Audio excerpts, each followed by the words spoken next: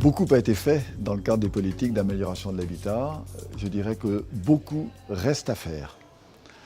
C'est ce que notre mouvement essayons de porter depuis plus de 50 ans, l'amélioration du parc privé des personnes défavorisées, fragiles et vulnérables.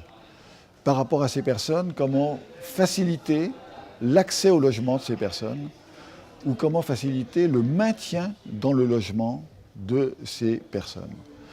Il faut savoir qu'aujourd'hui, les 2/3 des personnes pauvres habitent dans le parc existant privé, soit qu'elles soient propriétaires occupants de leur logement, soit qu'elles soient locataires de propriétaires privés.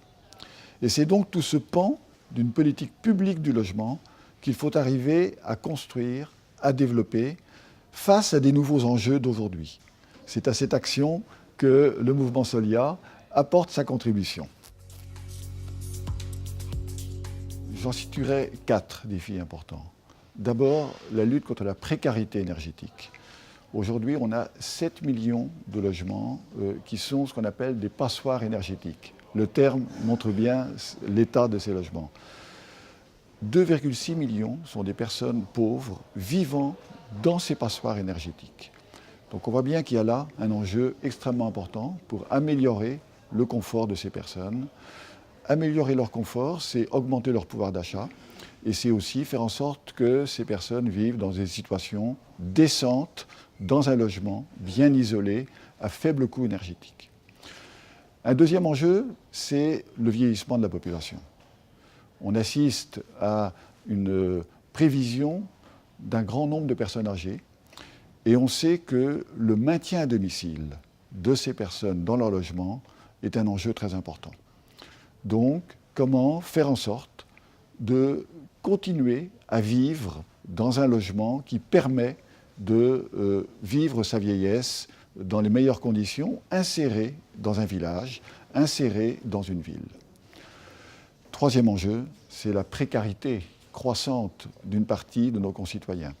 C'est-à-dire la pauvreté existe encore aujourd'hui. Et cette pauvreté, on la voit justement dans un habitat, dans des logements répartis sur l'ensemble du territoire, où il y a donc nécessité de diminuer les charges de logement de ces personnes. C'est parce que les charges de logement ont augmenté considérablement pour beaucoup de nos concitoyens. Et pour une partie de nos concitoyens les plus en difficulté, c'est aussi favoriser l'accès au logement de ces personnes. Un grand nombre de nos concitoyens n'ont pas accès à un logement décent. Donc c'est un troisième défi qui est très important. Le quatrième défi, c'est la diversité entre les territoires et je dirais les inégalités entre les territoires. Donc comment, et là c'est le travail que fait Solia vis-à-vis des collectivités locales, comment aider les élus de nos collectivités territoriales à réhabiliter les centres-villes, réhabiliter les centres-bourgs, afin de diminuer cette inégalité entre les territoires. Il est très important pour nous en tant qu'organisme d'amélioration de l'habitat, mais il est d'abord important pour les particuliers, pour nos concitoyens. Parce que construire un projet habitat, c'est à la fois une compétence technique, d'accompagnement, c'est le rôle que nous remplissons, mais la clé de la réussite, c'est aussi le financement de ce projet. Et je crois que dans ce partenariat, c'est donc allier nos deux compétences, compétences techniques, compétences d'accompagnement des personnes, c'est-à-dire partir des besoins de la personne. Je crois que c'est très important que la personne ait le sentiment que c'est son projet qui est réalisé. Et ça, c'est le rôle que nous avons vis-à-vis des personnes.